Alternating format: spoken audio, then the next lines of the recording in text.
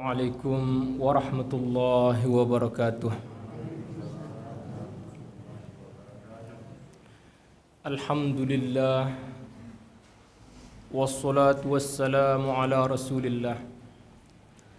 Subhanaka la ilma lana illa ma 'allamtana innaka antal alimul hakim. Rabbi shrah li sadri wa yassir li amri wahlul 'uqdatam min lisani yafqahu qawli. Wala hawla wala quwwata illa billahil aliyyil azim. Faqala ta'ala fi kitabihil karim, fa inna ma'al usri yusra, inna ma'al usri yusra. Wa qala sallallahu alaihi wasallam, man nafasa am mu'minin kurbatan min kurabid dunya nafasallahu anhu yawmal qiyamah kurbatan min kurabi yawmil qiyamah ila akhiril hadis. Amma ba'du. Para alim ulama yang kami hormati, adik-adik pelajar yang kami muliakan, ibu-ibu, singkatnya ialah para jamaah yang hadir pada malam hari ini. Mudah-mudahan kita diberikan rahmat, taufik, hidayah daripada Allah Subhanahu wa taala. Amin ya rabbal alamin. Sebelum kita masuk di dalam kajian singkat antara bainal isya'ain, para ulama mengistilahkan antara dua isya', padahal antara maghrib dan isya'. Tapi terkenal bainal isya'ain, itu ada amalan-amalan di antara dua isya', yang dimana gabungan daripada maghrib dan isya', yang salah satu amalan tersebut yang diunggulkan, yang lebih afdal kata baginda Nabi sallallahu alaihi wasallam, mengisi kajian atau mempelajari berbagai macam pembelajaran tentang agamanya Allah Subhanahu wa taala. Para hadirin yang dirahmati oleh Allah Subhanahu wa taala, seperti yang disampaikan tadi oleh ustaz kita, Ustaz Awaluddin, itu qadarullah, itu ada salah satu mahasiswa beliau berdekatan dengan tempat tinggal kami yang di Kotolaweh. Ada Madrasah Asy-Syarif, itu salah satu mahasiswa beliau cerita, itu ada dosen kami dari Lombok juga. Akhirnya saya minta nomor beliau. Nah, sesudah dikonfirmasi ternyata sama-sama dari Lombok Timur. Berdekatan lah, kebetulan tempat beliau sekolah sekitar 3 menit dari kampung saya sendiri. Nah, dulu satu tempat beliau sekolah itu pernah juga saya mondok. Nah, kemudian sesudah itu saya melanjutkan di Lombok Barat sampailah ke Makkah Al-Mukarramah untuk belajar. Nah, singkat cerita kok bisa sampai di ranah Minang. Saya dulu ketika belajar ada seorang syekh yang sangat luar biasa. Yang sangat luar biasa, yang kekinian, yang baru-baru. Beliau bernama Syekh Yasin Al-Fadani. Mungkin ada di antara adik-adik atau jamaah yang kenal. Seorang syekh ini sangat luar biasa. Dan itu beliau ini satu kelas seperguruan dengan Maulana Syekh Tuan Guru Zainuddin Abdul Majid yang di Lombok. Nah, jadi ketika saya baca biografi beliau, kemudian belajar dari murid-murid beliau, beliau diberikan gelar oleh para ulama sedunia. Padahal orang Minang, orang Indonesia, kalau kita perhatikan secara langsung tidak mungkin beliau itu seorang ulama. Gelar yang disandangkan kepada beliau ialah Musnidud Dunia, tempat bersandarnya ulama-ulama dunia. Tempat bersandarnya ulama-ulama dunia. Nah, sehingga diceritakan oleh salah satu guru kami, seorang Syekh Yasin Al-Fadani. Beliau luar biasa sangat tawaduk sekali. Ketika beliau mengisi kajian di Hindia, ulama-ulama Hindia karena akan didatangi oleh seorang syekh yang sangat luar biasa, yang menyandang gelar musnidud dunia. Dan ini saya sudah konfirmasi ke MUI Padang Panjang, dan beliau alhamdulillah mengakui untuk luar biasa. Salah satu ulama kita kekinian ialah Syekh Yasin Al-Fadani. Ketika beliau mendarat di Hindia, para ulama kebingungan yang mana Syekh Yasin Al-Fadani tersebut. Kalau di Hindia kan semua pakai jubah, pakai imamah.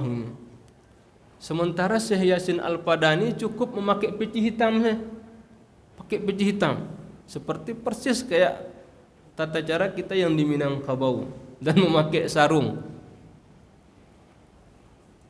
Mana Syekh Yasin Al-Fadani? Kata beliau, ulama-ulama yang di Hindia. Ada salah satu murid beliau, itulah Syekh Yasin, itu Syekh Yasin, sehingga dibawalah beliau. Saking penasarannya ulama ini, masa seperti ini seorang syekh yang akan mengajarkan hadis. Beliau kalau mensarahkan hadis bukan sekedar isinya, tapi satu hadis beliau kadang mendapatkan riwayat dari 10 syekh. Beliau memiliki guru ribuan. Nah, sehingga ditanyalah oleh seorang syekh tersebut, wahai syekh, biasanya kalau syekh itu ialah memakai imamah dan jubah bagus. Jawaban beliau, dulu kami dididik di Minangkabau, taraktu sagiran, seperti ini saya diajar tawaduk oleh guru-guru saya dulu. Maka seperti ini pula saya ketika sudah tua atau sudah menjadi syekh, kata beliau. Apa pesan yang dapat kita ambil di sini? Ternyata ketawaduan yang ditanamkan di Minangkabau itu menjulang tinggi di Makkah Al-Mukarramah dan sampai diakui oleh dunia. Dan salah satu murid beliau yang sekarang ialah Syekh Ali Jum'ah, mufti di kota Mesir. Masya Allah, alhamdulillah kami mendapatkan barakah daripada beliau. Nah, singkat cerita, ya mungkin qadarullah, karena sebab kecintaan tersebut, ya mungkin sebab itulah kita dipertemukan di sini, dan saya pun sampai hadirlah atau berada di Minangkabau tersebut. Nah, kebetulan sudah sampai di Minangkabau, mencari kawan, ternyata banyak kawan-kawan yang dari Pasaman Barat juga. Termasuk salah satu kakak kelas kami, Ketua MUI Pasaman Barat, untuk Buya Darmansah. Beliau kakak kelas kami dulu waktu di Makkah Al-Mukarramah, dan beliau pun banyak menceritakan bahwasanya ulama-ulama Minang kita luar biasa. Para hadirin yang dirahmati oleh Allah Subhanahu wa taala, singkat saja, mungkin kajian yang akan kita bahas ini ialah berjudul tata cara supaya mendapatkan kemudahan di atas dunia ini. Berdasarkan ayat Allah Subhanahu wa taala yang sudah kita sampaikan tadi dan hadis Rasulullah sallallahu alaihi wasallam, ternyata luar biasa. Ada langkah-langkah yang harus kita perbuat, yang harus kita siapkan sehingga mendapatkan kemudahan, mendapatkan jalan-jalan yang dipermudah oleh Allah Subhanahu wa taala. Karena tidak akan mungkin kita bisa beribadah dengan nyaman, bisa berhasil, bisa membuat rumah, bisa membuat tempat dakwah kalau dalam keadaan kesulitan. Nah, ternyata Allah Subhanahu wa taala sudah memberikan isyarat, memberikan petunjuk di dalam Al-Qur'an. Di dalam surah Al-Baqarah dijelaskan, yuridullahu bikumul yusra wala yuridu bikumul usra. Sungguh Allah Subhanahu wa taala berkeinginan terhadap kalian untuk mendapatkan kemudahan, dan Allah tidak berkeinginan terhadap hambanya untuk memperoleh kesulitan. Nah, ini kehendak daripada Allah Subhanahu wa taala. Jadi pada dasarnya Allah Subhanahu wa taala selalu berkeinginan kepada kita supaya selalu mendapatkan kemudahan dan kemudahan. Tapi ketika kita bertanya, kenapa kadang kita banyak kesulitan demi kesulitan yang kita peroleh? Nah, Inilah yang mungkin akan kita bahas sedikit, bagaimana kiat-kiatnya atau langkah-langkahnya, sehingga sesuailah dengan isyarat Allah yang mengatakan yuridullahu bikumul yusra wa la yuridu bikumul usra. Sungguh Allah Subhanahu wa taala berkeinginan terhadap kita semua untuk mendapatkan kemudahan tersebut. Diperkuat lagi oleh Allah Subhanahu wa taala, fa inna ma'al usri yusra, maka sesungguhnya beserta kesulitan itu ada kemudahan. Dan 2 kali diucapkan, difirmankan oleh Allah Subhanahu wa taala. Yang berikutnya, inna ma'al usri yusra, sesungguhnya beserta kesulitan tersebut ada kemudahan. Kalau kita lihat terjemahnya, rata-rata semua kita sudah membaca dan paham. Setiap ada kesulitan, pasti ada kemudahan. Setiap ada kesulitan, pasti ada kemudahan. Tapi kalau kita perhatikan ulama nahwu yang mentafsirkan ayat yang tadi, tidak akan mungkin Allah Subhanahu wa taala mengulang-ulang ayat kecuali memiliki makna yang sangat luar biasa. Di dalam kaidah nahwu itu, kalau kita belajar grammar bahasa Arab, ada namanya kalimat yang tidak ada alif lam namanya nakirah. Kalau ada alif lam namanya ma'rifat. Nah, ini dikaji oleh para ulama supaya tahu kita tafsiran yang meluas di dalam ayat tersebut. Yang pertama ialah fa inna ma'al usri. Kalimat yang pertama al-usru memakai alif lam. Kemudian di ayat berikutnya inna ma'al usri memakai alif lam juga. Kata ulama nahwu mentafsirkannya, al-ma'rifatu idza u'idat bil ma'rifah fahiya 'ainul ula. Satu kalimat kalau dia ma'rifat ada alif lamnya, kemudian diulang lagi oleh Allah dengan ada alif lamnya, maka maknanya satu. Nah, yang kedua, an-nakiratu idza u'idat bin nakirah fahiya ghairul ula. Kalimat yusrun fa inna ma'al usri yusra. Kalimat yusrun di ayat yang pertama itu nakirah, di ayat berikutnya pula nakirah. Maka tafsirannya ialah kemudahan yang dibukakan oleh Allah yang pertama beda dengan kemudahan yang dibukakan pada ayat yang kedua. Sementara kesulitan di dalam ayat itu sekalipun 2 kali disebutkan oleh Allah, artinya satu kesulitan. Tafsirannya secara meluas ialah satu kesulitan yang seandainya kita hadapi, maka akan diberikan ribuan bahkan jutaan kemudahan yang disiapkan oleh Allah Subhanahu wa taala. Nah, itu makna ayat ketika diulang-ulang oleh Allah Subhanahu wa taala. Cuman kadang kita kurang pandai untuk memperhatikan kemudahan apa yang disiapkan oleh Allah. Kadang ketika datang sakit kita anggap itu sebuah kesulitan. Tapi ternyata ketika itu barulah kita ingat banyak nikmat-nikmat Allah yang kita lupakan. Atau ketika itu mungkin kita selalu ingat berzikir kepada Allah Subhanahu wa taala. Berdoa, mungkin seketika itu kita ingat bahwasanya jasa-jasa orang tua yang sudah membantu sehingga kita sempat untuk berimpak dan lain sebagainya. Para hadirin yang dirahmati oleh Allah Subhanahu wa taala. Di dalam ayat tadi sudah dijelaskan bahwasanya Allah Subhanahu wa taala keinginan daripada Allah selalu memberikan kemudahan. Maka datanglah hadis Rasulullah sallallahu alaihi wasallam di dalam kitab Arba'in Nawawi, 40 hadis. Untuk hadis yang ke-36 dijelaskan di sana. Bagaimana sih langkah-langkah kita untuk mendapatkan berbagai macam kemudahan ketika ada kesulitan? Di dalam hadis tersebut dijelaskan ada 6 yang penting kita kuasai. Yang 6 ini ialah apabila kita perbuat sudah dipastikan kemudahan yang diisyaratkan oleh Allah itu pasti kita raih. Di dalam hadis yang diriwayatkan oleh Abu Hurairah, ma rawahu Abu Hurairah anin Nabi sallallahu alaihi wasallam qala man naffasa am mu'minin kurbatan min kurabid dunya naffasallahu anhu kurbatan min kurabi yaumil qiyamah.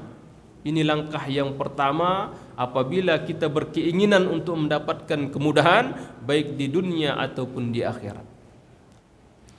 Kata baginda Nabi sallallahu alaihi wasallam, man nafasa am mu'minin, barang siapa yang melonggarkan saja satu kesusahan daripada kesusahan umat Islam. Jadi tidak begitu banyak kita usahakan, cuman berusaha untuk membukakan sedikit saja. Barang siapa yang berusaha untuk membukakan kesulitan, kesusahan, dilema, permasalahan umat Islam, maka kata baginda Nabi sallallahu alaihi wasallam, naffasallahu anhu kurbatan min kurabi yaumil qiyamah, maka akan dibukakan oleh Allah Subhanahu wa taala kesulitan-kesulitan pada hari kiamat, dibuka oleh Allah sehingga kita diberikan kenyamanan, diberikan ketenangan. Walhal kalau kita baca ayat-ayat Allah Subhanahu wa taala yang menjelaskan datangnya hari kiamat, menetes air mata kita. La uqsimu biyaumil qiyamah, suratul qiyamah. Aku tidak bersumpah, la uqsimu biyaumil qiyamah, dengan hari kiamat tersebut. Ketika datangnya hari kiamat itu, semua kita sudah meyakini, huru-hara, semuanya hancur. Akan tetapi ketika ada keinginan untuk melonggarkan sedikit saja, berusaha mencarikan jalan, memberikan solusi, berpikir untuk umat, baik di pendidikan, baik di usaha, perekonomian, kesehatan, apapun sifatnya, yang apabila bermanfaat bagi umat Islam, maka orang ini sudah dijatahkan, didoakan langsung, mendapatkan pujian, dan itu pasti akan dikabulkan oleh Allah Subhanahu wa taala, diberikan kemudahan dia. Kalaulah hari kiamat diberikan kemudahan, sudah tentu ketika dia hidup di dunia akan diberikan kemudahan oleh Allah Subhanahu wa taala. Itu yang pertama. Yang kedua, kata baginda Nabi sallallahu alaihi wasallam, wa man yassara ala mu'sirin, barang siapa yang memudahkan orang dalam keadaan kesulitan. Kalau yang ini lebih banyak kerjanya, lebih memasuki ruang lingkup kesulitan yang didapati oleh saudaranya. Mungkin dia mengajar, mungkin dia memberikan bantuan. Kalau yang tadi mungkin ini kita mungkinkan di mana sampai berobat. Oh, di Ahmad Muhtar lagi banyak dokter-dokter kalau sakit gigi capeknya, misal. Atau di mana sampai sekolah. Oh, kok dia Aqabah rancak tuh. Atau yang kedua ini ialah kita langsung mengajar, atau kita langsung memberikan bantuan. Barang siapa yang membantu orang dalam kesulitan, kata baginda Nabi sallallahu alaihi wasallam, yassarahu Allahu fid dunya wal akhirah. Yang tadinya hari kiamat saja disebutkan, yang sekarang di dunia sudah barang pasti akan diberikan kemudahan oleh Allah Subhanahu wa taala. Jadi sudah dua yang disebutkan. Langkah-langkah kita untuk mendapatkan kemudahan tersebut, berusaha. Kemudian kita lebih banyak lagi luangkan waktu untuk memikirkan bagaimana cara untuk membantu saudara-saudara kita, umat-umat Islam di dalam kesulitan tersebut. Kemudian yang ketiga, yang ini begitu berat dan bahkan sering kita dengarkan ayat-ayat Al-Quran. Wa man satara musliman satarahu Allahu fid dunya wal akhirah. Barang siapa yang menutup kekurangan-kekurangan umat Islam, nah, justru awak kadang membuka. Bahkan tadi di dalam surah Al-Mujadilah kita bacakan, Ya ayyuhalladzina amanu idza tanajaitum fala tatanajaw bil ismi wal udwani wa ma'siyatir rasul. Apabila, wahai orang-orang Islam, apabila engkau sedang ngobrol, sedang berbicara, sedang berbisik-bisik, sedang bercerita, maka janganlah sekali-kali bercerita tentang kemaksiatan, tentang dosa, tentang aib, tentang kekurangan umat Islam. Fala tatanajaw bil ismi wal udwan, dan permusuhan, jangan. Wa ma'siyatir rasul, dan memusuhi Rasulullah sallallahu alaihi wasallam. Wa tanajaw, akan tetapi kalau kita ketemu ngobrol, berbisik-bisik, silaturrahim, maka yang kita bahas ialah watana jauh bil birri, tentang kebaikan. Bagaimana dakwah kita, bagaimana pendidikan, bagaimana kesehatan umat, bagaimana perekonomian umat, bagaimana adat kita. Yang lebih-lebih kita di Minangkabau adat besandi, syarak besandi, kitabullah. Masya Allah, banyak kita dapatkan dari buya-buya kita, termasuk Buya Gus Rizal. Kami sering mengikuti kajian-kajian beliau. Kemudian Buya Zulhamdi yang sedang merintis sekarang untuk mengembalikan sekolah adat. Untuk bagaimana dalil-dalil tersebut kemudian disandingkan dengan adat. Sangat luar biasa. Nah, maka ini bagaimana kita ikut berpikir. Ketika bertemu, ketika kita silaturahim yang kita bahas seperti itu. Wa tanajaw bil birri wat taqwa. Wattaqullah, dan bertakwalah kepada Allah Subhanahu wa taala. Nah, ketika kita menutup kekurangan umat Islam, kekurangan saudara-saudara kita, kekurangan kawan kita mengajar, kekurangan kawan kita bisnis, satarahullahu fid dunya wal akhirah, maka akan ditutup aibnya oleh Allah Subhanahu wa taala baik di dunia dan di akhirat. Coba bayangkan Bapak Ibu yang dirahmati oleh Allah, seandainya masing-masing awakku dibuka aibnya di hadapan kita semua, tidak mungkin ceramah kami akan didengar, tidak mungkin ustadz awal akan diangkat menjadi imam atau dosen, tidak akan mungkin. Atau tidak akan mungkin ibu-ibu menjadi orang yang sukses dalam usahanya. Seandainya dibuka oleh Allah Subhanahu wa taala aib kita masing-masing di dunia saja, jangankan di akhirat. Maka bersyukurlah kepada Allah Subhanahu wa taala ketika aib kita ditutup. Ada kesempatan kita beribadah, bertaubat, dan menahan lisan kita, jangan dibuka. Karena kalau tertutup aib kita, maka sudah barang tentu kenyamanan ada di dalam diri kita. Kalau sudah nyaman, kita ringan untuk beribadah, ringan untuk bermuamalah, ringan untuk berusaha, ringan untuk belajar dan lain sebagainya. Itu yang disebutkan oleh Rasulullah. Peganglah yang ini, maka engkau akan mendapatkan kemudahan di dunia. Sudah 3 dijelaskan oleh Rasulullah sallallahu alaihi wasallam. Kemudian di hadis berikutnya, wallahu fi aunil abdi ma kana al-abdu fi auni akhihi. Allah senantiasa akan membantu hamba-hambanya ketika seorang hamba tersebut selalu berusaha untuk membantu saudara-saudara sekitarnya atau umat Islam. Jadi ketika tergerak hati kita untuk membantu, maka seketika itu pun Allah Subhanahu wa taala memberikan bantuan. Kalau yang tadinya disebutkan membantu umat Islam. Nah, yang di sini seandainya kita berpikir bagaimana supaya MDA kita lebih maju, tahfiz kita ini lebih lebih mumpuni, bagaimana pembelajaran kita, pendidikan kita lebih baik, kesehatan kita, perekonomian kita selalu kita pikirkan siang malam.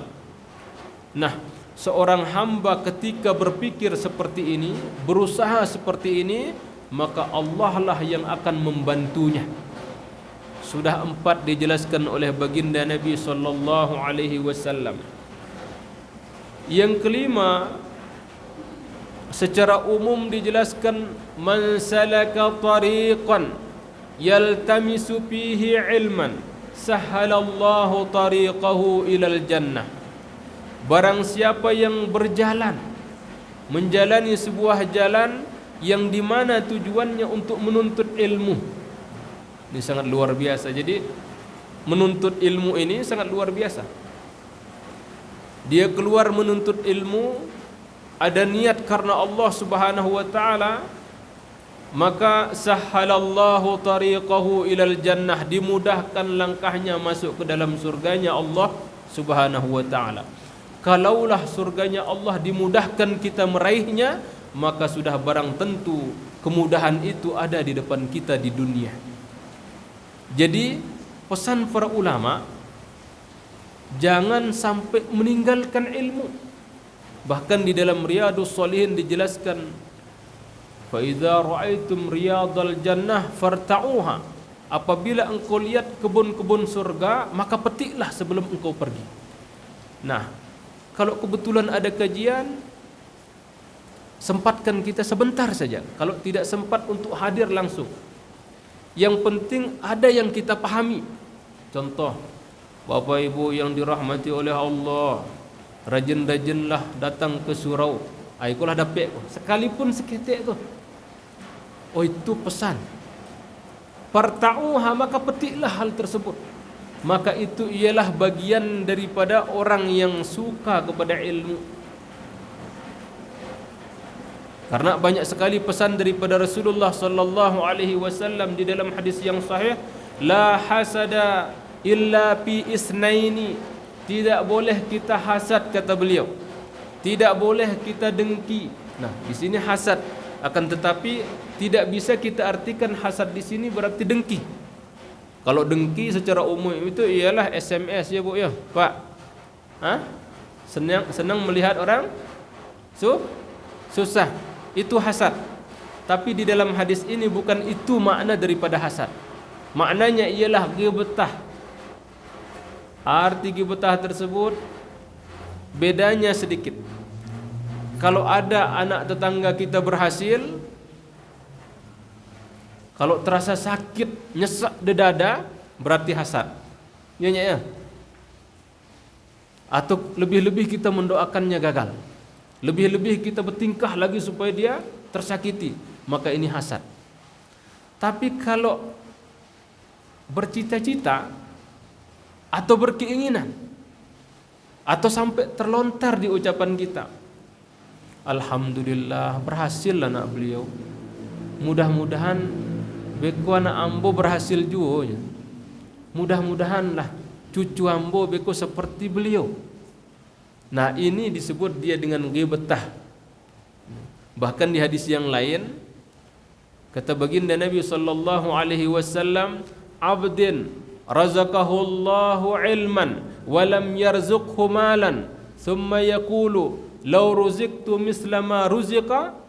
Seorang hamba ketika diberikan ilmu tapi dia tidak diberikan harta, kemudian dia berkata, seandainya saya diberikan harta seperti seorang yang diberikan ilmu dan harta, dia pakai ilmunya di jalan Allah, hartanya di jalan Allah, saya akan perbuat seperti itu. Maka orang yang seperti ini, kata baginda Nabi sallallahu alaihi wasallam, akan diberikan pahala seperti orang yang diberikan ilmu dan kekayaan tadi. Nah, jadi Bapak Ibu yang dirahmati oleh Allah Subhanahu wa taala, mungkin kita tidak bisa menjadi ulama besar, tidak bisa menjadi orang yang kaya dan pemurah. Akan tetapi ada pesan yang sangat luar biasa untuk fastabiqul khairat, berlomba-lomba di dalam kebagusan. Kalau tidak bisa kita menyaingi, maka kejarlah dengan ghibtah tadi.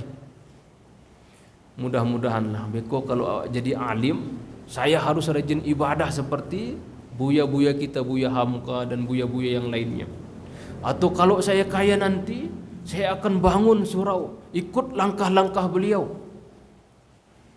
Maka akan diberikan pahala seperti pahala orang-orang yang memperbuatnya. Nah, di sini juga dijelaskan la hasada illa fisnaini. Tidak boleh kita ghibtah kecuali pada dua tempat saja. Yang pertama ialah rajulun atahu Allahu malan, seorang laki-laki yang diberikan harta, fasallatahu ala khairin, kemudian harta itu dipakai di jalan kebagusan. Untuk memberikan nafkah istrinya, untuk biaya anak sekolah, kemudian ada impak untuk surau, masjid, MDA, rumah tahfiz dan sebagainya. Kemudian ada yang dipersiapkan untuk haji umrah. Kemudian pokoknya ada jalan-jalan kebagusan yang di tempat pemakaian harta tersebut. Maka bahwa afdalul manazil ini sangat luar biasa. Kedudukannya sangat luar biasa. Ketika dia tahu dan memiliki harta di jalan Allah dipakainya, maka afdalul manazil inilah yang sangat luar biasa. Yang kedua, kata baginda Nabi sallallahu alaihi wasallam yang berkaitan dengan ilmu, wa rajulun atahu Allahul hikmah, seorang laki-laki yang diberikan ilmu, kemudian fayamalu biha, dipakailah harta tersebut, dipakailah, fayaqdi biha, dipakai ilmu tersebut, wa yuallimuha, dan diajarkan. Jadi dua orang ini sangat luar biasa, sangat dikagumi oleh Allah Subhanahu wa taala. Ketika ada orang yang punya ilmu di sini secara umum. Jadi jangan kita menyangka sekedar ilmu agama saja. Kalau ada orang yang memiliki ilmu tentang kesehatan, tentang bisnis, kemudian dengan sebab itu dia membangun umat, dengan sebab itu banyaklah tertolong, maka orang ini dikatakan sangat luar biasa juga. Karena khairukum, yang paling bagus di antara kalian, di antara umat-umatku ialah anfa'ukum linnas, yang paling bermanfaat terhadap manusia. Nah, kadang ya mungkin tidak bisalah kami menghafal Quran seperti buya-buya kita, tidak bisa kita menghafal hadis. Mungkin ada jalan lain. Oh, ternyata kita memiliki bahasa Inggris, ahli di dalam bahasa Inggris, kita ajarkan, silahkan. Atau tentang masak, silahkan diajarkan. Karena itu ialah sesuatu yang ketika bermanfaat untuk umat, maka ditulis sangat berharga di hadapan Allah Subhanahu wa taala. Nah, jadi wajarlah Rasulullah sallallahu alaihi wasallam man salaka tariqan, barang siapa yang keluar menjalani sebuah jalan, kemudian tujuannya ialah menuntut ilmu, mencari ilmu pengetahuan untuk kemaslahatan dunia dan akhiratnya, maka dimudahkan dia menuju surganya Allah Subhanahu wa taala. Sudah barang tentu di dalam dunia, di dalam kehidupannya berumah tangga akan diberikan petunjuk dan kemudahan oleh Allah Subhanahu wa taala. Yang terakhir, Bapak Ibu yang dirahmati oleh Allah Subhanahu wa taala, langkah yang harus kita amalkan sesuai dengan hadis yang tadi, yang sering kita dengarkan daripada ustaz-ustaz kita, buya-buya kita menyampaikan, wa majtama'a qaumun fi baitin min buyutillah, setiap kaum berkumpul di rumah-rumahnya Allah Subhanahu wa taala. Jadi kita sempatkan berkumpul di rumah-rumahnya Allah Subhanahu wa taala. Kemanapun kita pergi, singgahlah. Sekalipun sekedar solat sunnah, lebih-lebih ketika kita hadir untuk solat jamaah. Ternyata salah satu untuk membuat kita nyaman, membuat kita tenang, membuat kita mendapatkan keberhasilan dan kemudahan itu ialah ketika kita terkait di rumahnya Allah Subhanahu wa taala. Wa majtama'a qaumun fi baitin min buyutillah, setiap kaum yang berkumpul di rumah-rumahnya Allah Subhanahu wa taala, yatluna kitabahu, dibacanya kitab Allah Subhanahu wa taala, sekalipun satu ayat kita renungkan, qul huwallahu ahad, ternyata luar biasa, Allah itu tunggal. Kita renungkan, ketika Allah tunggal berarti tidak ada tempat kita berdoa meminta kecuali kepada Allah. Tidak ada tempat mengeluh kecuali kepada Allah Subhanahu wa taala. Kita baca 2 ayat, kita renungkan. Bisa enggak? Apakah sudah kita amalkan ayat ini? Yatluna kitaballah wa yatadarasunahu, kemudian dipelajari. Dipelajari 1 ayat, 2 ayat. Mulai dari Quran, mempelajari tata cara baca Quran, mempelajari tajwidnya, mempelajari makna-maknanya, kemudian mempelajari tafsirnya, kemudian mempelajari usulut tafsir, terjemahnya. Kita bisa baca terjemah.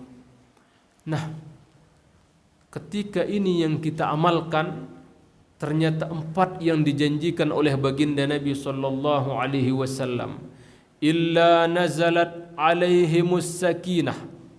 Ketika itu langsung diturunkan ketenangan oleh Allah Subhanahu wa taala.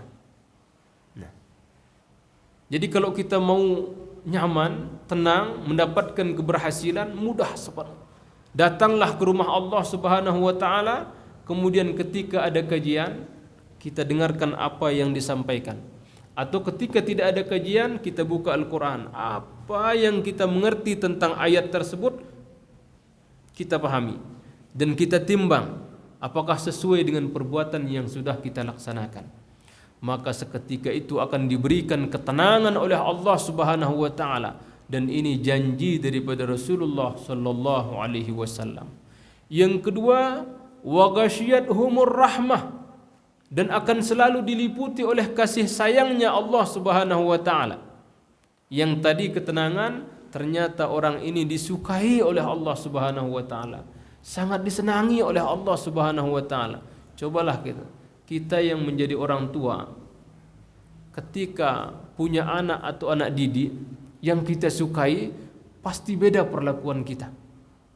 Pasti beda perlakuan kita terhadap kawan yang kita sukai, anak yang kita sukai tersebut. Maka lebih-lebih daripada Allah Subhanahu wa taala. Nah, langkahnya ialah Al-Qur'an yang tadi. Yang ketiga, ketika kita mau terkait dengan Al-Quran tadi, wahaffat alaihimul malaikah, dan selalu diperhatikan oleh para malaikat. Kalaulah kita salah, akan dimintakan ampun oleh Allah, akan dimintakan ampun kepada Allah oleh para malaikat tersebut. Nah, itu kelebihan daripada orang yang mempelajari hukum-hukum Allah Subhanahu wa taala. Yang terakhir, tidak sampai di sana saja, diberikan ketenangan, diliputi oleh kasih sayangnya Allah Subhanahu wa taala, kemudian selalu diperhatikan oleh para malaikat. Tidak sampai di sana, wa dzakarahumullahu fi man indah, diumumkan oleh Allah Subhanahu wa taala di hadapan para malaikat-malaikatnya. Wahai malaikatku, inilah hambaku yang selalu mempelajari hukum-hukum Allah, yang mempelajari Al-Quran. Jadi mungkin banyak di antara kita tidak dikenal, tidak terkenal, atau tidak begitu banyak orang yang tahu. Akan tetapi ketika kita luangkan waktu untuk Al-Quran, wa dzakarahumullahu fi man indah, si fulan ibnu fulanah, ternyata dia orang yang soleh, ternyata dia orang yang suka membaca Quran, suka mengisi waktu di antara maghrib dan isya. Diumumkan oleh Allah Subhanahu wa taala terhadap para malaikat di langit. Mudah-mudahan ada manfaatnya buat saya pribadi, buat kita semua, dan mudah-mudahan kita dijadikan oleh Allah menjadi orang-orang yang istiqomah, dan mudah-mudahan selalu diberikan kemudahan sesuai dengan pesan-pesan baginda Nabi sallallahu alaihi wasallam. Kekurangannya tentu dari saya pribadi, kebenaran dan kelebihan fadlun minallah Subhanahu wa taala. Wabillahi taufiq wal hidayah. Wassalamualaikum warahmatullahi wabarakatuh.